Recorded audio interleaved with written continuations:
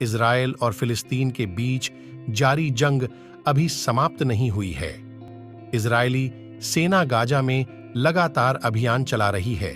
इसी बीच गाजा के दक्षिणी शहर रफाह में इजराइल ने हमले किए हैं। इसमें 18 बच्चों सहित कुल 22 लोगों की मौत हो गई है।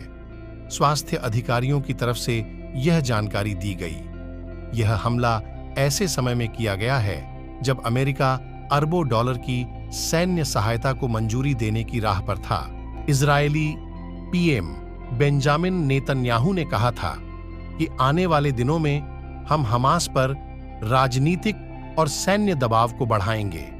उन्होंने कहा कि हमारे बंधकों को छुड़ाने और जीत हासिल करने का एक अब यही रास्ता बचा है। अमेरिकी कांग्रेस के निचले सदन प्रतिनिधि सभा ने शनिवार को 26 अरब अमेरिकी डॉलर के सहायता पैकेज को मंजूरी दी थी। इसमें गाजा के लिए लगभग 9 अरब अमेरिकी डॉलर मानवीय सहायता शामिल है। एक अस्पताल के मुताबिक राफा में पहले इजरायली हमले में एक व्यक्ति, उसकी पत्नी और उनके 3 साल के बच्चे की मौत हो गई। अस्पताल ने कहा कि महिला गर्भवती थी और डॉक्टरों ने बच्चे को बचा लिया। दूसरे हमले में एक परिवार के 17 बच्चों और 2 महिलाओं की मौत हो गई। उनके एक रिश्तेदार ने पूछा कि ये बच्चे सो रहे थे, उन्होंने क्या किया, उनकी गलती क्या थी।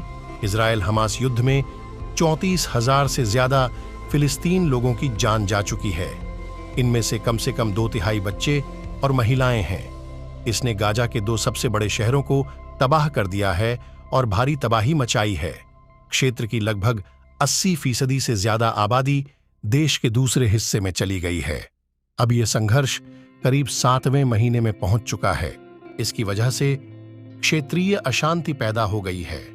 इजराइल और अमेरिका पूरे मध्य पूर्व में ईरान और आतंकवादी समूहों के खिलाफ खड़े हो गए हैं। इस महीने इजराइल और ईरान के बीच रॉकेट दागे गए हैं। इसके बाद चौतरफा युद्ध की आशंका पैदा हो गई है।